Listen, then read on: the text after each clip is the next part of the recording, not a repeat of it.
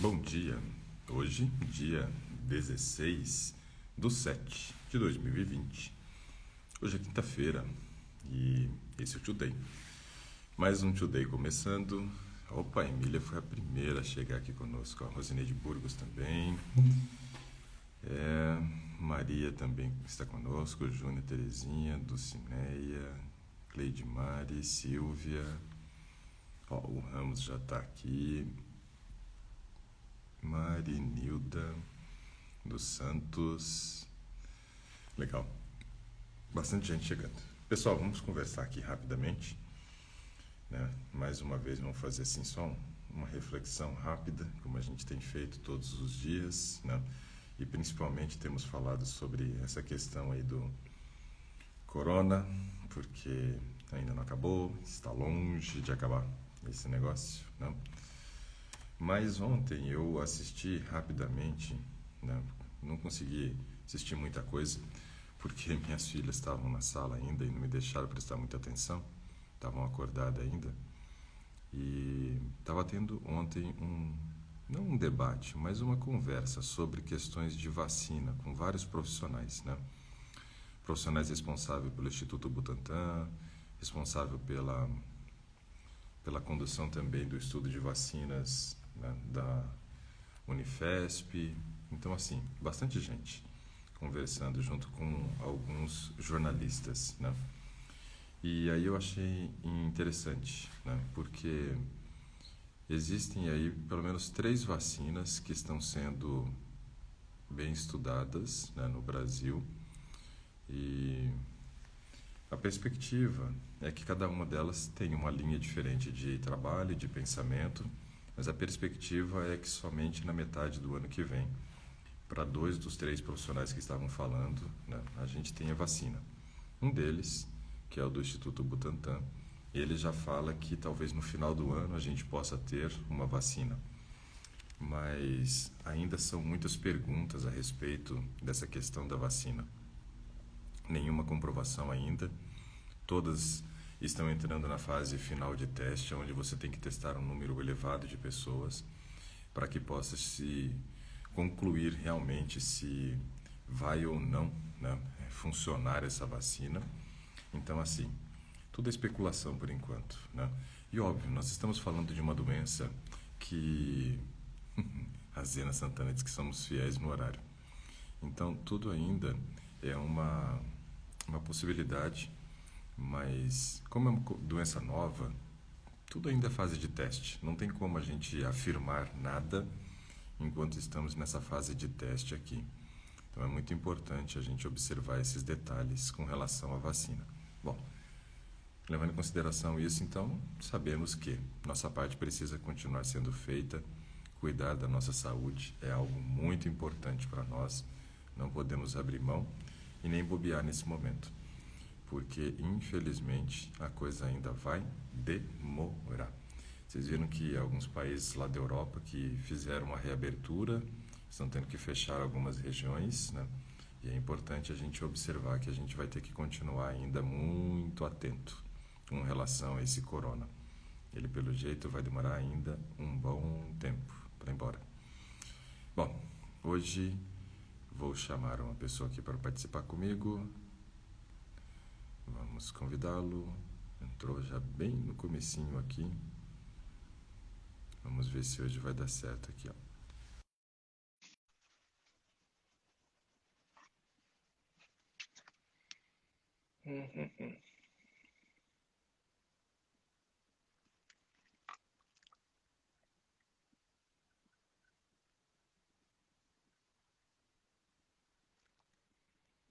Vamos ver se vai dar certo. Conectando. Bom Opa! dia. Bom dia! Você viu que ontem eu não pude chamar, né? Porque senão a mulherada ia me Aham, matar. imaginei. Quer dizer, eu percebi, né? Como é que é o seu nome? Ele tá Ramos, mas... É, mas é Jay. J mesmo, então. Jay. Jhay, né? Isso. Beleza, J Ramos. Vamos lá, então, Isso. de onde que você fala? Feira de Santana. Feira de Santana, Bahia. É. Uhum. Beleza? Em que eu posso te ajudar A- então, gente? Aqui pra mim minha imagem tá travada, né? Mas Para mim também a sua imagem está travada. Vamos ver se daqui a pouco ela roda. Mas enquanto eu estiver ouvindo, é, a né? gente já vai conversando e eu vou tentando aproveitar esse tempo aí para te conhecer um pouquinho. Aham. Rinaldo disse que está Doutor, chovendo lá. Esse povo fica fazendo inveja para a gente aqui de Brasília, que a gente fica 3, 4 oi, meses tá sem chovendo chuva aqui. mesmo, viu? Pois é. Para a Ah, gente tá chovendo. não ter essa de chuva agora não. Agora é 3, 4 meses sem chuva aqui. Imagina. Deixa eu Então, usar meus dados aqui pra ver se. vamos lá. Opa, deu uma travada no áudio também.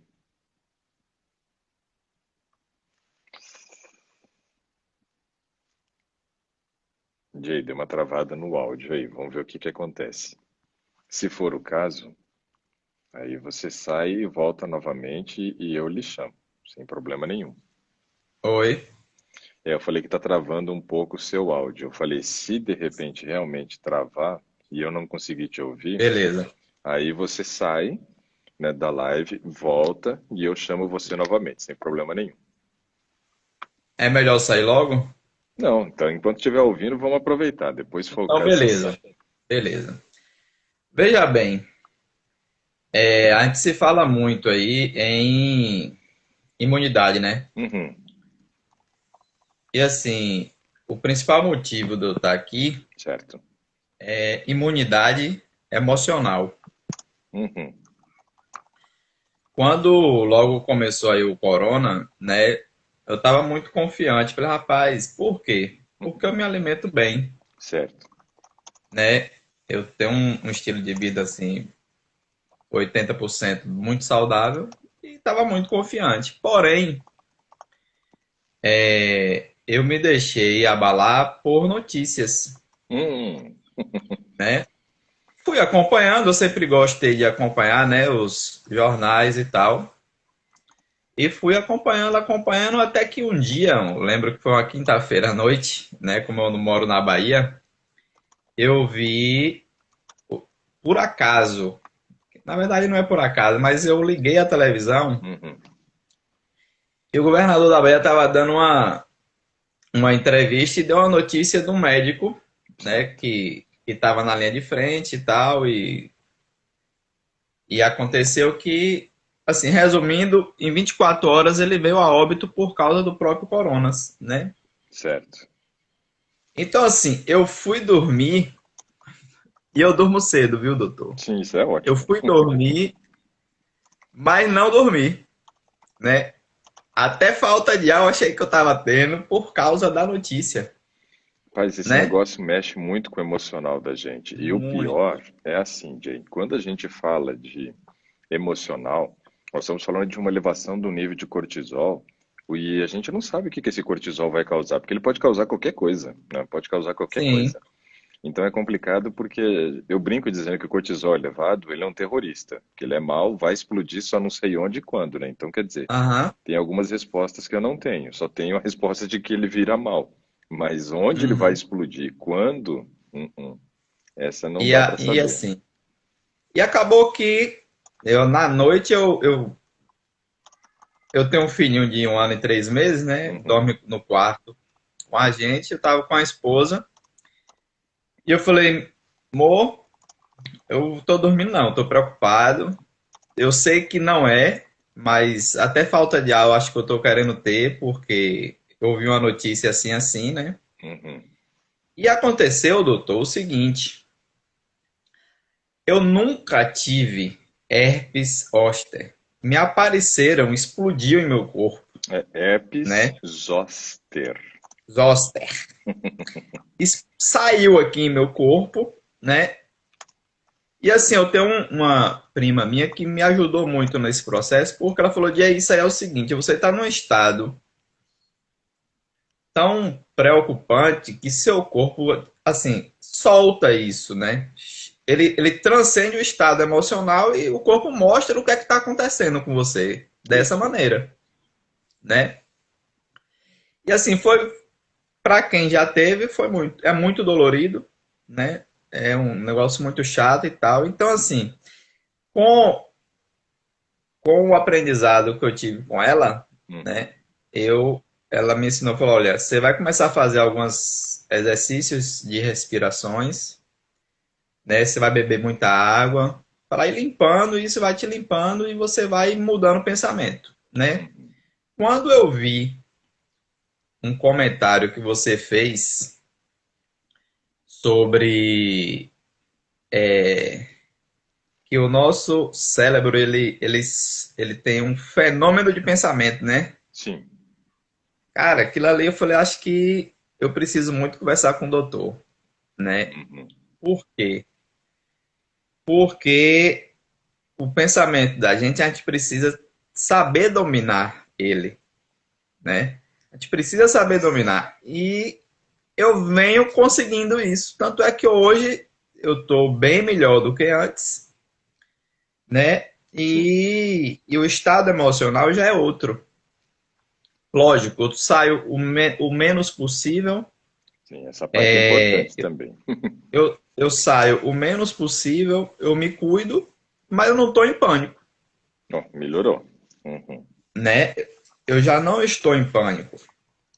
E eu percebo, doutor, que no geral, né, algumas lives, entrevistas que a gente vê de médicos, fala que parece que o emocional tá matando mais o pessoal do que o próprio coronavírus, Eu acredito né? também que, não sei se matando mais, mas pelo menos Eu deixando falo as assim, pessoas é mais doentes, com certeza. mais doentes, né? Porque essa parte emocional, Jane, é uma coisa muito preocupante, porque a gente já, digamos assim, né, teve contato com uma pandemia num estado emocional muito ruim da população.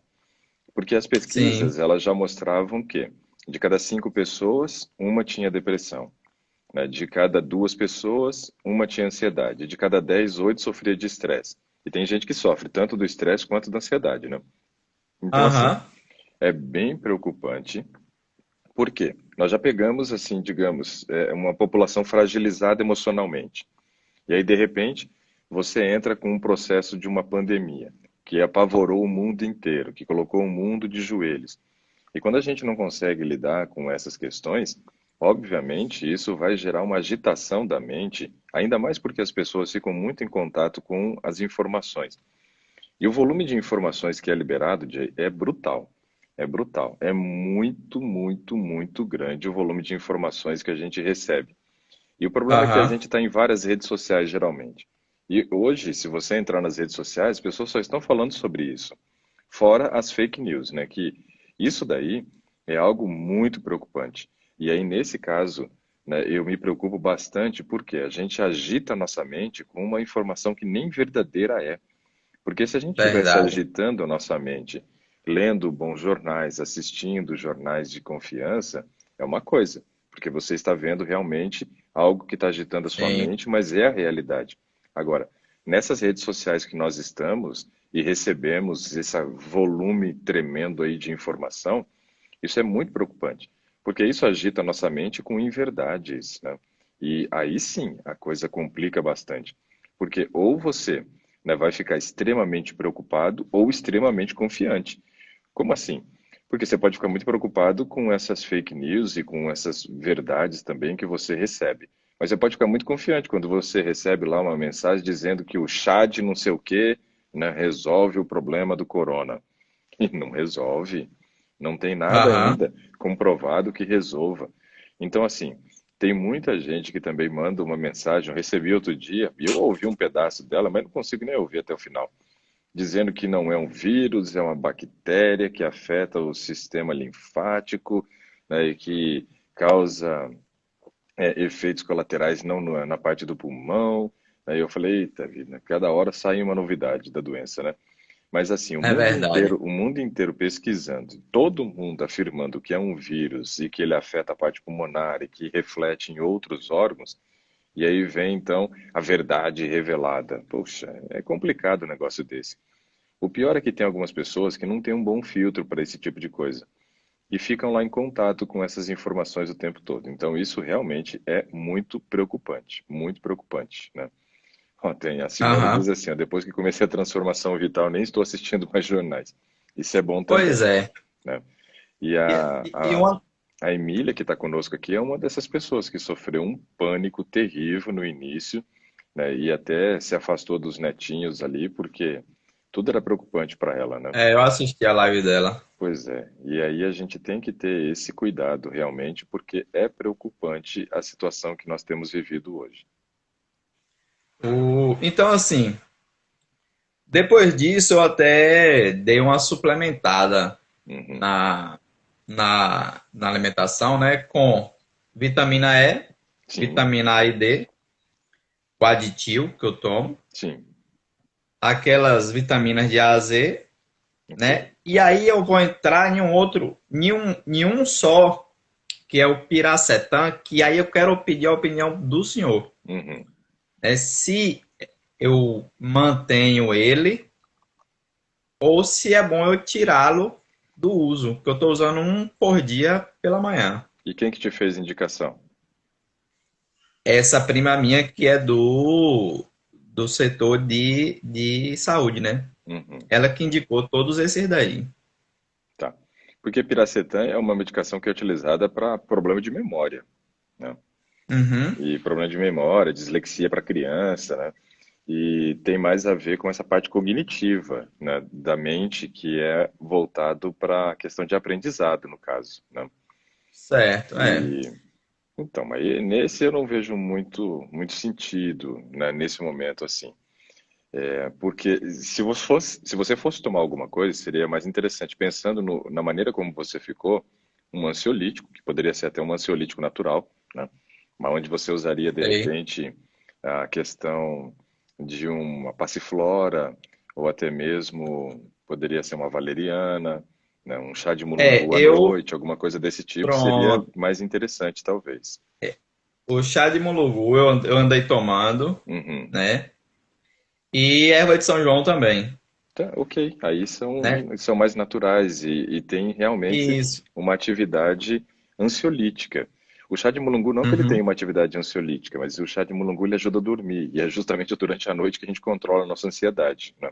Ele libera serotonina, né? Ajuda nesse processo. Ajuda no processo. Então, assim, eu vejo Então, que esse seria o mais interessante do que piracetam, porque piracetam é uma medicação utilizada específico para essa parte cognitiva, e não foi uma queixa que você trouxe aham, inicialmente. Agora vamos falar dessas vitaminas que você citou. Você sim. citou algumas vitaminas que são antioxidantes. Por exemplo, vitamina E ou vitamina E, tudo depende da região do Brasil onde você nasceu, É, né? aham, Para alguns é A, E, I, O, U, para outros é A, E, I, ah, O, U. Então, tudo bem. sim, sim. Mas É, a vitamina E, no caso, é um potente antioxidante. Potente antioxidante.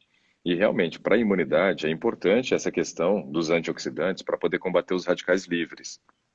A gente tem a formação dos radicais livres a partir do oxigênio que a gente respira, né? E aí, nesse caso, esses radicais livres, eles promovem a oxidação do nosso organismo, o que gera envelhecimento precoce dos órgãos, mas também piora muito essa questão da imunidade. Então, fazer o uso de um antioxidante como vitamina E. E a vitamina C, ok, legal, bacana.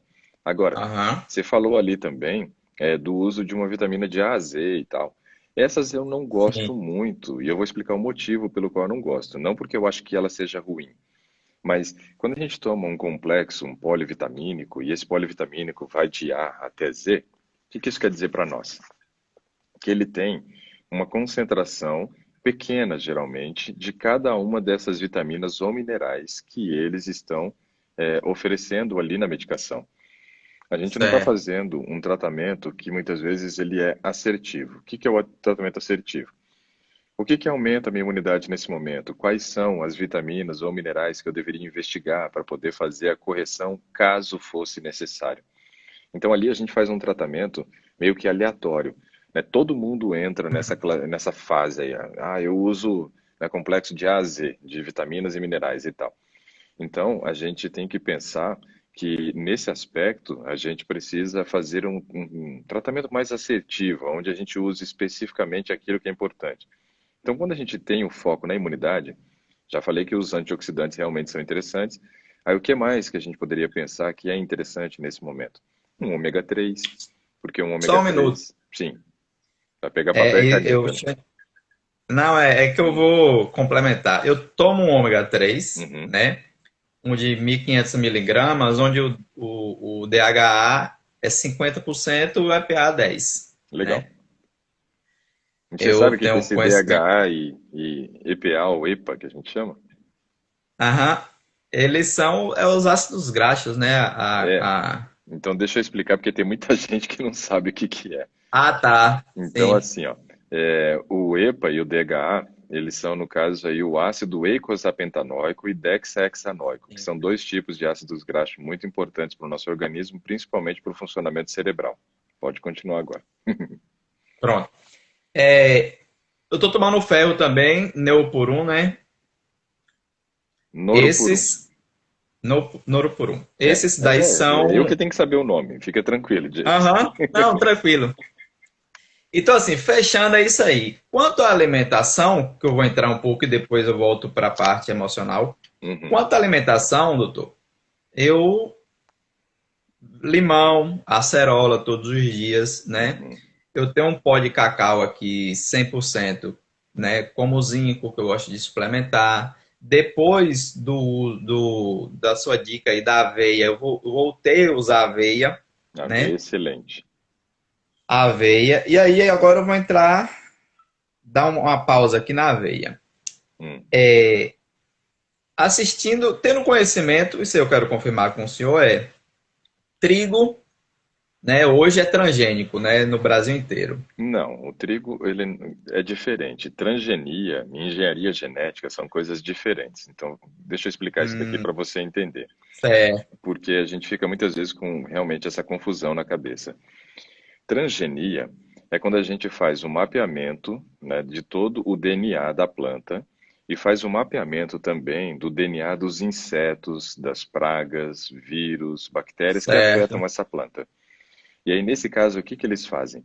Conhecendo o DNA da planta e conhecendo o DNA, então, das pragas que estão afetando essa planta, eles vão pegar fragmentos do DNA, né, das pragas e vão inserir dentro do DNA da planta. E isso daí, o propósito é que você fazendo essa inserção, né, desse DNA, dessas pragas que atacam a planta desenvolvesse uma vacina contra essas pragas. Então, quando elas viessem, né, atacar a planta já Certo. estaria imune contra as pragas. Infelizmente, não foi isso que aconteceu. Eles fizeram isso, né, adicionando esse DNA, fragmentos de DNA, né, dos invasores, porém, a planta não conseguiu desenvolver a tal da vacina que eles esperavam, né, digamos assim, contra essas pragas. E aumentou-se muito a quantidade de uso de agrotóxico, né, por causa da transgenia. Então, dois problemas da transgenia são, um deles, a quantidade de agrotóxico que se usa hoje é muito elevada. Um segundo Sim. aspecto importante é que esse fragmento de DNA dessas pragas ainda não se sabe ao certo quais são os efeitos colaterais que isso pode trazer para o nosso organismo, porque são pragas que atacam a lavoura, no caso. E aí nós que estamos Certo. tendo contato com esses fragmentos de DNA. O que está acontecendo nesse processo? Uma pesquisa que foi feita na França, meio assim às escondidas, né, aumentando o tempo de pesquisa com ratos que comiam alimentos transgênicos, perceberam que houve um aumento muito grande da produção de tumor, ou seja, câncer. Então, milho e Uhum. soja são alimentos que a gente tem que realmente procurar aqueles que não sejam transgênicos por causa desse Sim. aspecto, tá? Eu vou deixar a live gravada assim, tá? Quem está pedindo aqui. Agora, outro aspecto importante é nós entendermos a questão, né, da engenharia genética. O que que é engenharia genética? A engenharia genética também é um trabalho nessa área de genética, mas não com o foco de fazer a inserção de DNA das pragas. É você trabalhar com algumas espécies de trigo, por exemplo, promovendo o cruzamento entre essas espécies diferentes de trigo, com o propósito de gerar, né, uma nova variedade, uma nova variedade. Então, quando você olha, por Ô, exemplo, doutor, sim, só uma coisa aí.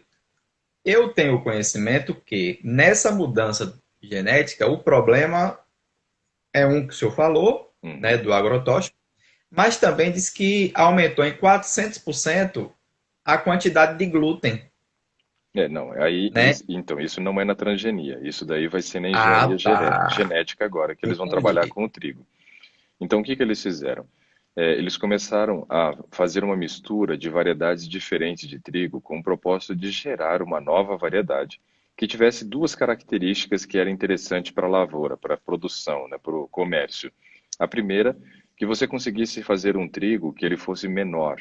Por que menor? Porque antes o trigo era muito alto, ele tinha quase 2 metros de altura, o trigo. Hoje a gente tem um trigo que bate mais ou menos na altura da nossa cintura. Esse trigo é chamado de trigo anão. E o propósito, então, era acelerar, né, o processo para poder fazer a colheita. Então, reduzir o tamanho da planta tinha, né, essa vantagem que você conseguiria colher mais rápido. Quanto mais rápido você colhe, mais rápido o dinheiro vem para o bolso do produtor, né? Sim, Um segundo aspecto é que eles tinham interesse em concentrar o glúten, ou seja, aumentar a quantidade de glúten no trigo. Por quê?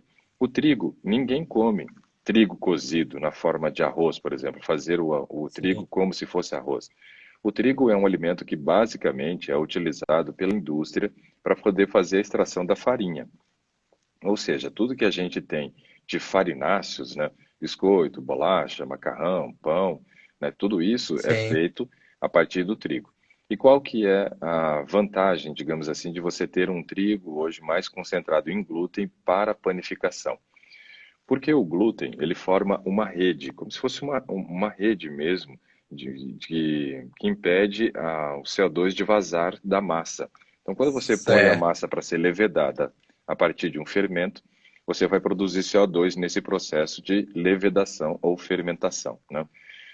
Esse CO2 ele vai ficar preso por causa dessas redes de glúten e vai fazer com que a massa cresça e fique bem fofinha. No entanto, que quando você faz, por exemplo, um pão 100% integral, você percebe que esse pão não cresce. Da mesma forma, ele até Sim, cresce um pouco, mas ele abaixa, ele fica bem mais baixo. O que está mostrando para nós? Que a concentração de glúten no pão integral é muito menor do que no pão branco.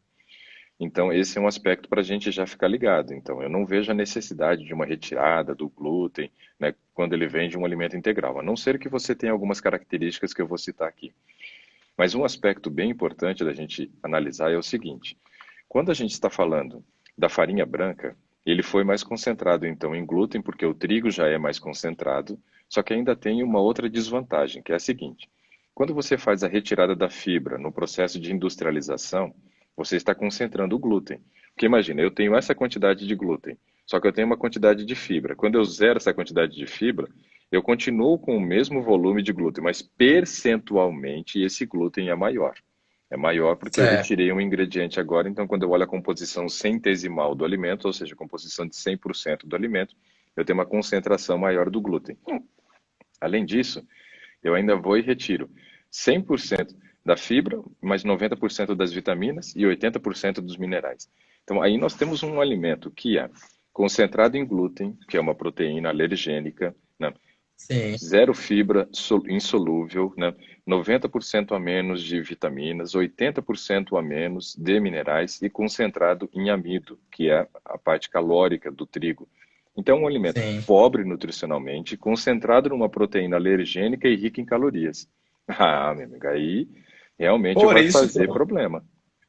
que eu não gosto de usar o trigo, né? A farinha de trigo, essa que a Uhum, gente compra no supermercado. Até porque eu não vou saber realmente aqui tem a quantidade de glúten ali ou não. Então eu uhum, prefiro não usar. Minha esposa sempre faz alguns bolos, algumas coisas aqui, mas eu prefiro não usar o uhum. glúten, né? E aí tem a questão ainda, só para fechar o glúten, Jay, Sim, que é o seguinte. Quando a gente, o trigo sarraceno é diferente, pessoal, tá? O trigo sarraceno não tem essas características, não. Estamos falando desse trigo comum, né? Não do sarraceno. E aí uma característica importante é o seguinte: farinha de arroz é sem glúten. O glúten só está presente no trigo, aveia, centeio e cevada. Porém, ela só é concentrada no trigo. Aveia, centeio e cevada tem quantidade mínima de glúten. No entanto, que você nunca vê alguém fazendo um pão de aveia e o pão crescendo, né? verdade. Então, esse é um aspecto importante. É, mas uma questão que eu queria destacar aqui com relação ao glúten, na verdade, duas questões para fechar o glúten, que eu acho que esse é um assunto bem interessante e gera muita confusão na cabeça das pessoas, né? Uma delas é a seguinte: hoje nós estamos vivendo um momento da história aonde o glúten se tornou um vilão e estão acabando com o glúten, e o glúten é um negócio do capeta, e o glúten faz mal, e o glúten é isso e aquilo. Realmente, o glúten, ele é uma proteína alergênica, é uma proteína que para algumas pessoas gera um monte de efeito colateral. Piora processos inflamatórios, e isso é muito ruim, né? Então, para quem tem doenças como diabetes, quem está acima do peso, que é uma doença inflamatória, quem tem doenças autoimunes, né? Não é interessante. Então, aí nesse aspecto, a gente sabe que o glúten, ele é alergênico. Porém, tem um aspecto interessante da gente observar. De onde veio essa teoria, né, para a gente execrar o glúten e tirá-lo completamente da nossa alimentação, né? Vem do seguinte: nós temos duas visões, né, de origem do mundo. Uma é a visão criacionista e a outra a evolucionista. Na visão criacionista, se a gente for entender, nós vamos perceber que lá em Gênesis capítulo 1, 2 e 3 é a parte da criação toda até a queda de Adão e Eva. Porém, nós vamos perceber ali em Gênesis capítulo 1, verso 26 e 27, falando que Deus criou o homem.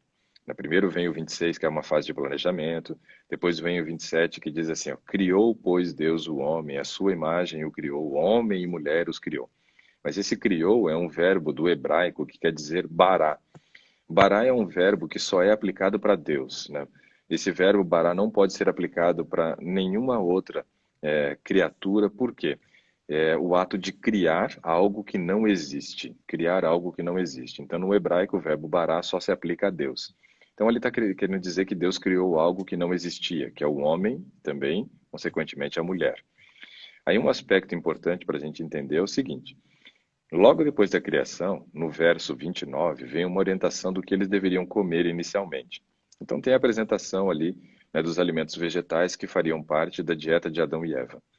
Depois que Sim. Adão e Eva eles cometem um pecado, em Gênesis 3:18, já traz uma outra explicação de que eles teriam acesso agora à erva do campo, que antes não fazia parte, ou seja, a parte de hortaliças e verduras que não faziam parte, agora é liberado. E aí tem toda uma condição para Deus fazer essa liberação. Antes o homem não ficava doente, agora ele fica doente. Então Deus libera os alimentos que contêm os compostos bioativos, que ajudam na prevenção.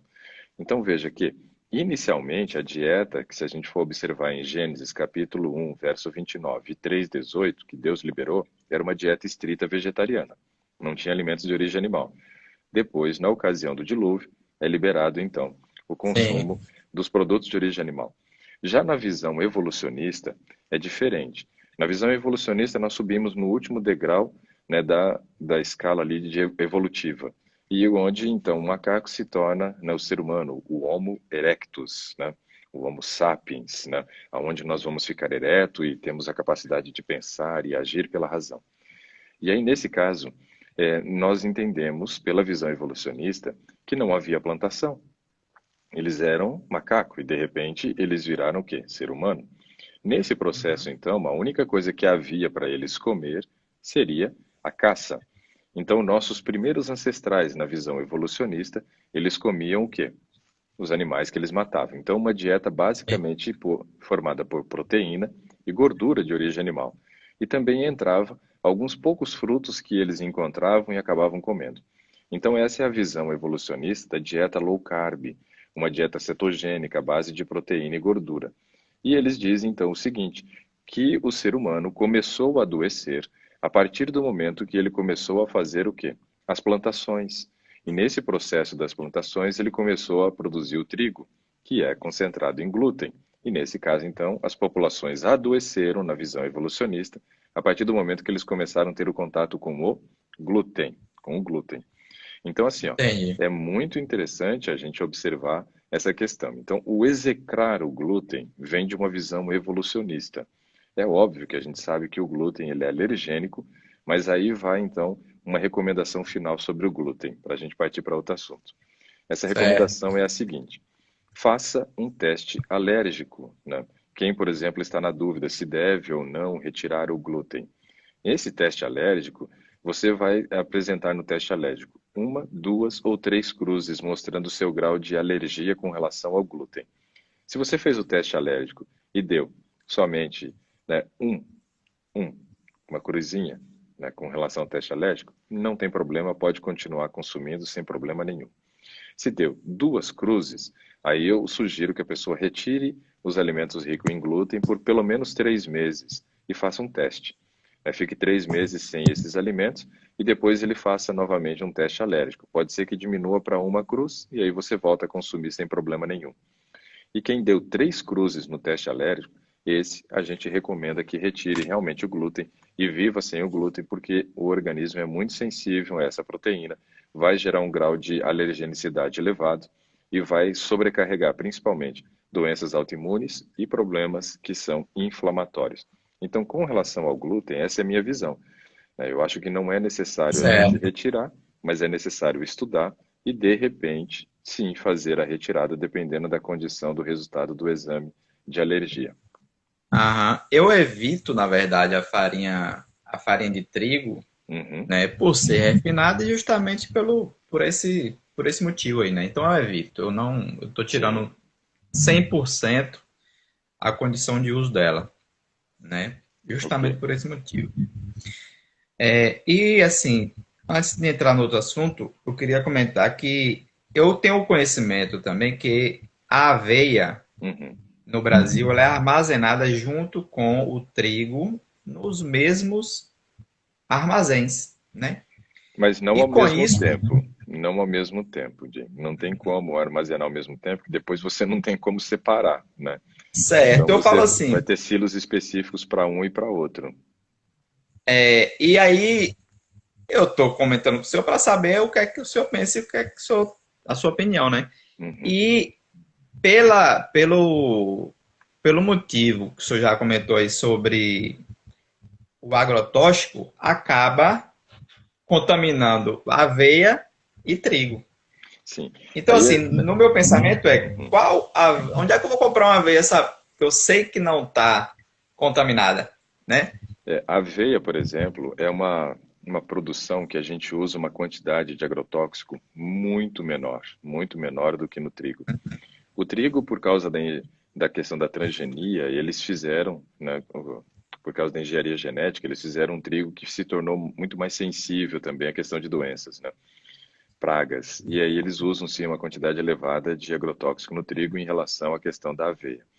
Porém, a gente deve lembrar o seguinte: trigo e aveia, eles são produções que a gente chama de sazonal. O que é uma produção sazonal? Não produz o ano inteiro, tem uma época específica do ano para Sim. você fazer a produção. E essa época do ano específica é o meio do ano. Então, nesse momento agora, nós vamos ter logo mais agora no período de agosto, começo de setembro, talvez, a colheita, né, do trigo e da aveia. Eles são produzidos no período do inverno, então eles são sazonais, eles não produzem no verão, Uhum. eles produzem no período do inverno e eles se adaptam bem a climas frios. Então você vai ver produção de trigo, talvez do estado de São Paulo para baixo, né? Em algumas regiões do estado de São Paulo, Certo. nem todos. Por exemplo, São José do Rio Preto, Ribeirão Preto, você não tem produção nem de trigo nem de aveia. Mas algumas regiões que já estão mais próximas do sul, mais próximas do Paraná, no caso, você consegue ainda produzir um pouquinho de trigo e aveia. Mas acaba não sendo muito vantajoso nessa produção nessas regiões, porque ele não se adapta tão bem. Agora, Paraná Sim. e Rio Grande do Sul são os dois grandes estados produtores, né, de trigo e aveia. Ali é onde você vai ter a produção básica do Brasil de trigo e aveia. No entanto, que são só 2 estados do Brasil que são adaptados a produzir trigo, por exemplo. Então, muito trigo que nós temos no Brasil, ele é importado da Argentina, porque é um país muito mais frio do que o nosso. E lá se adapta Sim. melhor o trigo do que no Brasil. No Brasil só temos 2 regiões onde a gente consegue produzir.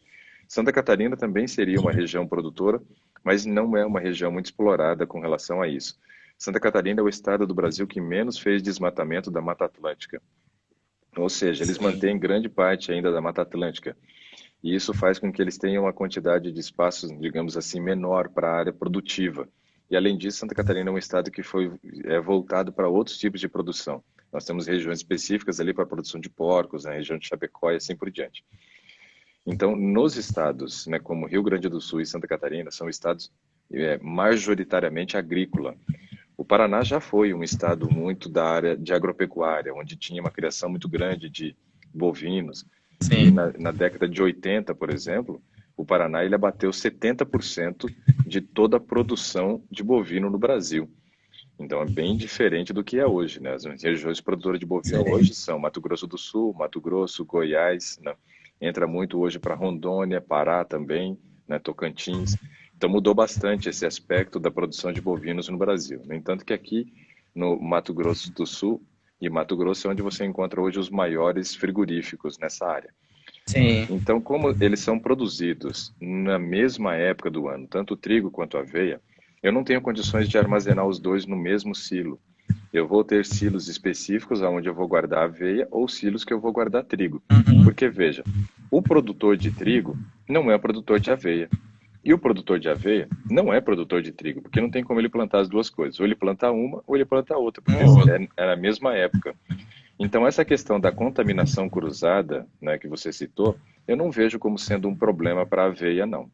Porque eles são produzidos Certo. na mesma época, então a gente tem que analisar todos esses aspectos, e eu não vejo como Verdade. contaminação cruzada nesse aspecto. Então, as pessoas, elas falam muito, Jay, e acaba gerando essa especulação na nossa mente. Mas é Sim. aquela questão, de novo, né, do fake news, né? É. Porque se a Aham. gente for olhar de uma maneira racional, poxa, realmente eles são produzidos na mesma época, período de inverno, né? Se eu produzo trigo, eu não tenho como produzir aveia, que a minha terra está ocupada para produzir trigo. Se eu for guardar Uhum. trigo no silo, eu não tenho como guardar aveia, como é que eu vou separar depois, né? Não tem como. Verdade. O que pode acontecer é que num ano, por exemplo, o produtor produziu trigo e armazenou no silo. Sim. Peraí que desligou meu fone, eu só vou trocar de fone aqui.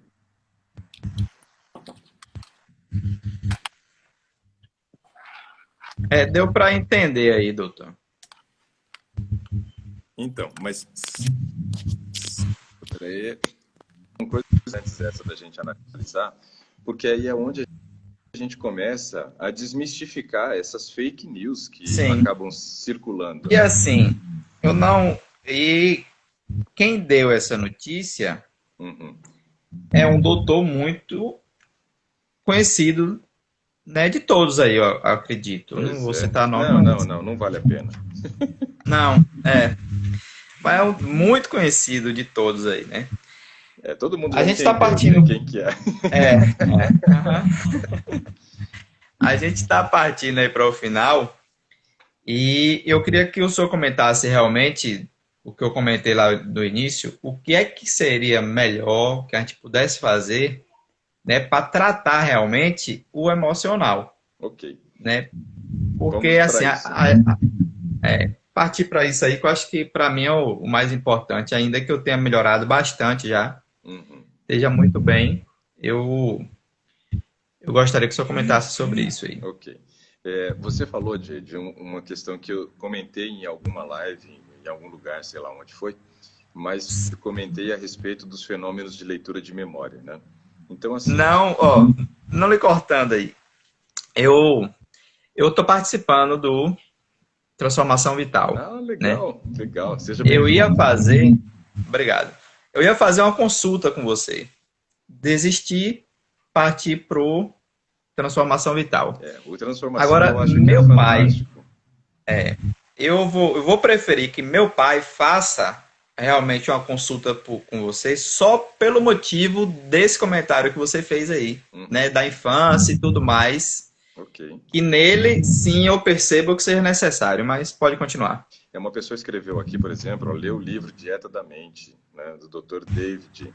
É, esse Dr. David que escreveu Dieta da Mente, aí tem o outro que escreveu Barriga de Trigo, e tem um outro que escreveu Terráqueos, né? Os três falam mal do glúten, mas quando você vai estudar a vida desses três, né, autores desses três livros, né, todos eles são evolucionistas. Então eu vejo que é, está muito arraigado na filosofia de vida e compreensão, né, de como que o mundo foi criado. Eu não sugiro a leitura desses livros para pessoas que são criacionistas, porque você vai começar a colocar algumas interrogações na sua cabeça desnecessárias, né? Então, assim, são pessoas que têm um pensamento contrário de quem é criacionista. Então, eu já não faria leitura. Eu tenho Barriga de Trigo aqui, eu posso até postar foto com ele depois para vocês verem que eu tenho o livro, fiz a leitura do livro, mas aí é esse aspecto importante.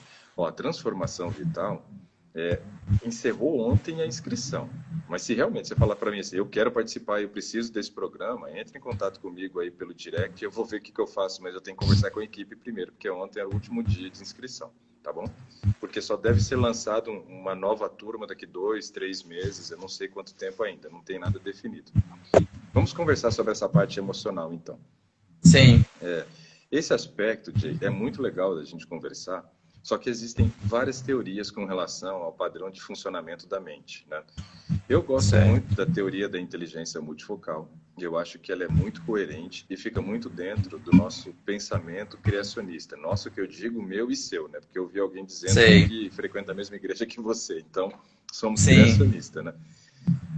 Nesse aspecto, então, eu gosto dessa teoria. E o que a gente entende? Nós temos, né, com relação ao funcionamento da mente, duas frentes para que a gente possa observar. A primeira frente é nós entendermos que nossas memórias, elas são construídas, armazenadas na nossa mente, e por causa desses fenômenos automáticos de leitura de memória, nós podemos recordar de algumas coisas do passado e, dependendo da maneira como a gente reage a essas questões, se nós ainda não trabalhamos com o processo de reciclagem desses pensamentos, dessas memórias, isso pode nos aprisionar e acabar gerando Sim. um nível de ansiedade, estresse muito grande, gerando então Aham. o que é chamado dentro da teoria da inteligência multifocal de plataforma de janelas killers, né? E essa plataforma de janela killer, ela acaba escravizando, gerando o que é chamado dentro da teoria também de circuito fechado da memória. O que é esse circuito fechado da memória? É como se a pessoa ficasse presa dentro de uma bolha e ela não vê solução, ela não vê saída. E isso começa só a gerar angústia, ansiedade, estresse, né? Essa pessoa só vai piorando nesse aspecto. Então ela precisa enxergar a vida de uma maneira diferente. Então esses aspectos psicológicos, eles são muito complicados e precisamos sim trabalhar, né, com ferramentas no processo de reciclagem. Né? Reciclagem, eu acho uma palavra linda, porque assim, a reciclagem Certo. de lixo é um negócio muito legal. Né? Você sabia que um negócio que era improdutivo, que não servia para mais nada, pode ser transformado, né, num outro composto que vai ser utilizado e, além disso, deixa de fazer o processo de contaminação ambiental. Então, olha só que interessante. A reciclagem vem para que você transforme uma coisa em outra e ainda Sim. deixe de gerar processo de contaminação. Eu falo que muitos de nós hoje, Jay, temos nos tornado, né, pessoas que têm acumulado tanto lixo cerebral, Lixo. e o que esse lixo é? Esse lixo cerebral, ele cria uma condição que eu digo que nós temos um aterro sanitário de lixo cerebral, Sim. né? Lixo mental. É terrível. Imagina você pensar que a sua mente é um aterro sanitário, né, de lixo mental. Isso é Terrível. horroroso. E a gente precisa fazer o quê?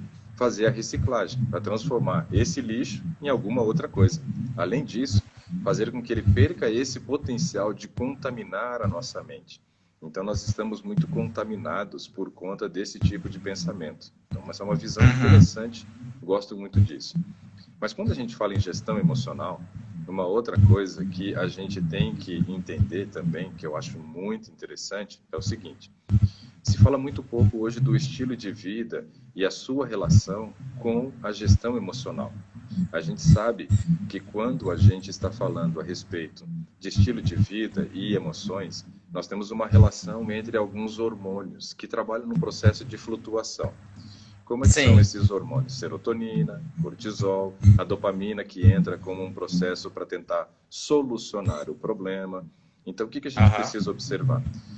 O cortisol é o hormônio do estresse. E todo mundo precisa dele, Jay. Ninguém vive sem cortisol. Quando você entra, por exemplo, num processo de fadiga adrenal, ou seja, quando a glândula adrenal para, né, de produzir a quantidade de cortisol suficiente, a gente se sente muito cansado, pode ficar depressivo também por causa da falta do cortisol, né? A gente tem uma dificuldade cognitiva muito grande, né? O grau de irritabilidade explode também, mas aí por falta do cortisol. Só que não é isso que a gente encontra na maioria das pessoas. Quando que uma pessoa geralmente entra em fadiga adrenal? Quando ela passa anos e anos estressada, ansiosa, depressiva, e o corpo produzindo muito cortisol, chega um momento que a glândula falha. Aí ela entra em processo de falência. Aí é quando nós, muitas vezes, vamos ter que fazer o uso de hidrocortisona para tentar resolver um pouquinho o caso. Pode falar, Diego. Deixa eu comentar uma coisa com o senhor. É porque os assuntos são muito profundos, né? Poderia levar o dia inteiro conversando aqui para falar de... Isso daria, com certeza. Temos 10 minutos ainda antes de cair a live. Mas eu vou comentar uma coisa rapidinho aqui que eu acho que se encaixa aí. Ok, Há 6 anos eu tinha uma empresa certo. de comunicação visual Uhum. e o estresse era muito grande. Muito grande. Eu tinha febre à noite sem ter nada. Nada. Eu tremia de frio sem estar doente. Então, né? deixa eu só fazer um comentário rápido em cima disso, que isso aí que você falou é legal. Eu preciso terminar. Estresse quer dizer que o cortisol estava elevado. Um dos papéis do cortisol é controle de temperatura corporal, Jay. Então, quando ele aumenta muito ou diminui muito, a gente pode gerar um estado febril que tem uma relação direta com a parte emocional. Entendi, maravilha. Às vezes, assim, eu entendi em mim que eu queria entrar um pouquinho, eu queria ficar para baixo, né? Eu queria, parece que o início de depressão ali, de tanta preocupação. Mas durante o dia, às vezes, isso aqui é... Deixa eu explicar direitinho. Então, assim, durante o dia, eu tinha no meu corpo, durante a fração de 1 ou 2 segundos, né, uma sensação tão boa que eu não conseguia entender. Certo. Né?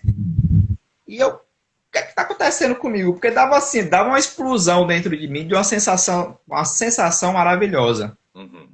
Porém, eu tava com estresse do dia a dia do mesmo jeito. Ok. Né? Eu não sei, mas eu acredito que podia ser adrenalina no corpo querendo reagir, né? Pode ser, mas também pode ser o seguinte, Jay.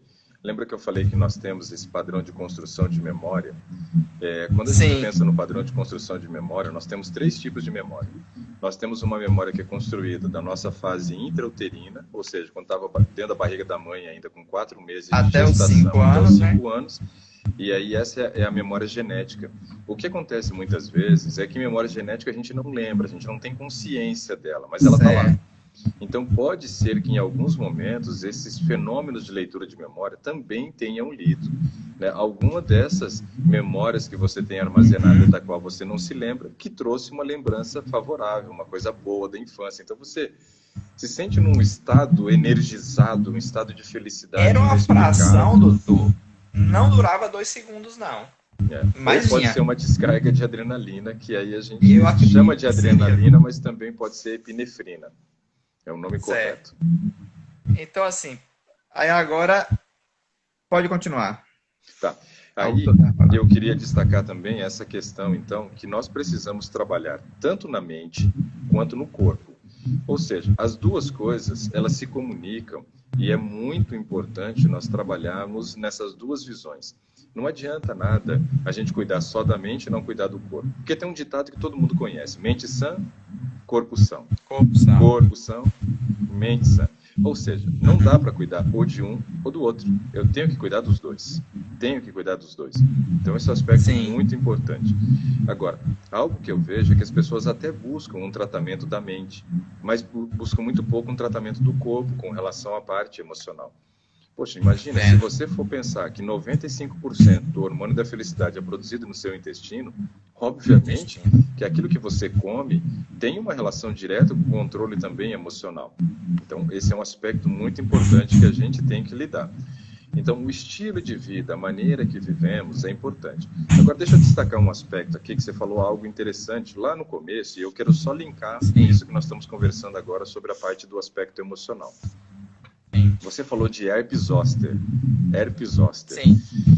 Herpes zoster é um vírus, né? Um vírus. Só que esse vírus da herpes, né? Ele é o mesmo vírus que pode causar, né, o problema de herpes na boca das pessoas, no nariz e tal. Mas você tem o herpes zoster, que é o vírus que se acumula onde? No sistema nervoso. Ele fica no sistema nervoso. Só que o vírus da herpes é um vírus que nós chamamos, né, de oportunista. O que é um vírus oportunista? Um vírus oportunista é aquele que vai se manifestar no momento que ele encontra um ambiente favorável. Então, olha só que coisa interessante. Ele está no seu organismo, você não destrói ele, não tem uma vacina contra ele, porém ele não se manifesta o tempo inteiro. Ele precisa achar uma brechinha, uma portinha aberta, um modelo de estilo de vida que não esteja muito bom, um padrão emocional ruim. Ah, minha amiga, aí Foi o meu caso. rapidinho ele se manifesta. Então, isso que eu acho interessante da gente analisar, que o herpes zoster vai se manifestar em duas condições básicas, são as condições mais importantes e relevantes para a sua manifestação. A primeira é quando você está mal emocionalmente. Arrebentou com o emocional, o vírus vê a oportunidade de falar, é minha chance. Por quê? Porque o emocional diminui a imunidade.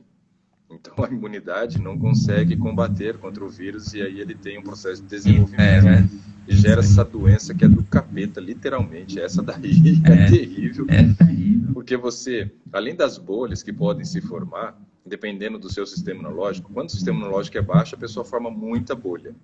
Quando o sistema imunológico não é ruim, ele vai desenvolver o herpes zoster, mas aí ele vai se manifestar na sensibilidade da pele só. Você deve ter tido essa sensibilidade da pele, que tecido não podia tocar, o vento quando bate, parece que estão enfiando uma faca em você, é um negócio terrível, terrível, né? Porque ele afeta o sistema nervoso e aí você tem uma sensibilidade muito grande. É como se você tivesse uma excitação dos seus nervos, que coisas que antes você precisava... Nada, né? Porque antes parece que você precisa de um estímulo. Imagina, para você sentir uma dor, você tem que cutucar.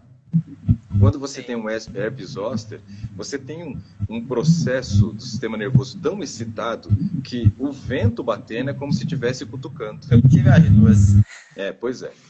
Eu tenho herpes zoster, eu tenho esse vírusinho guardado aqui no meu sistema nervoso também. Ele se manifestou 2 vezes só. Mas em momentos que eu estava em frangalhos emocionalmente. Eu estava mal pra caramba. Mas ele se manifestou essas 2 vezes, só que eu não tive bolha, porque o sistema imunológico é muito bom. Então eu não tive uma bolinha, não tive uma manchinha que aparece no organismo, nada, graças a Deus. Mas a sensibilidade eu tive. Terrível, terrível. Então, assim, ó, esse aspecto de nós olharmos para o emocional, ele é muito importante, Jay, por quê?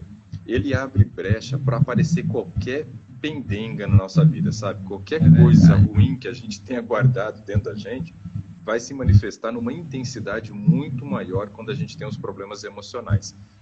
Então, nesse aspecto, eu vejo muita importância na questão de nós usarmos o nosso passado, esse estudo do passado, ele é fundamental, porque é lá que eu começo a descobrir essas memórias que estão aqui dentro, para que eu possa trabalhar. Na conversa de ontem, por exemplo, eu falei um pouquinho a respeito de um padrão de comportamento que eu tinha muito grave, que eu tenho lutado contra ele, que foi estabelecido lá no meu passado, que eu não gostava de fazer tarefa. Né? Lembra que eu falei ontem? E aí, não gostar de fazer tarefa, virei um procrastinador agora, na idade adulta. Mas estou trabalhando com isso. Só que esse olhar para o passado começa a ajudar a gente a descobrir algumas coisas. Você queria falar, desculpa. Quando eu assisti já alguns dos vídeos, ajudou a reforçar, porque eu entendia dessa maneira já, né? Algumas coisas que eu passei quando novo, eu entendia, mas ajudou muito a reforçar essa ideia aí. E ajudou agora a tratar isso, né? Bom, é coisa do passado, eu tenho que olhar com outra visão, não vou levar isso mais em conta, né? Claro, é como o perdão, a gente se deixa levar. É reciclar essa memória. Muito legal. Ó, tem muita gente perguntando como tratar esse herpes zoster aqui, mas a gente trata o herpes zoster geralmente com gabapentina, né? É a medicação, você tem que tomar a medicação para que naquele momento você tenha o auxílio, né, para combater o vírus, deixar ele quietinho, mas tem que melhorar a parte de imunidade e a parte emocional. Então são 2 coisas para que ele não volte a se manifestar. Mas depois que ele manifestou, tem que tratar com gabapentina. Poxa, tá tão legal a conversa, Jay. Você trouxe assuntos diferentes para a gente hoje, eu achei muito bacana. Só que só tem 1 minuto. O que mais que você quer falar para a gente poder encerrar? Aí agora eu só tenho a agradecer, né? A pena que o vídeo ficou travado aí. Eu só tenho a agradecer aí pelo tempo que o senhor dedica aí a todos, todo dia. É um prazer ajudar. Eu já tô agora, vai fazer agora 120 dias dentro de casa, né? Esperando isso aí passar. Pois é. Então nem vamos falar quanto tempo vai levar para essa vacina chegar, para a gente não desanimar, né? Então a gente começa a surtar Então já tô antes da pensando hora. aí. e me adequar, né, lá na frente. E esperar que tenha ajudado aí, né, com a live a alguns. Eu acho que Porque ajudou a questão emocional é muito importante, né, doutor? É muito importante isso aí. muito, muito. Ó, tem 15 segundos, eu só quero me despedir de você, de agradecer, né? Você trouxe aqui Eu que agradeço. assuntos legais para a gente poder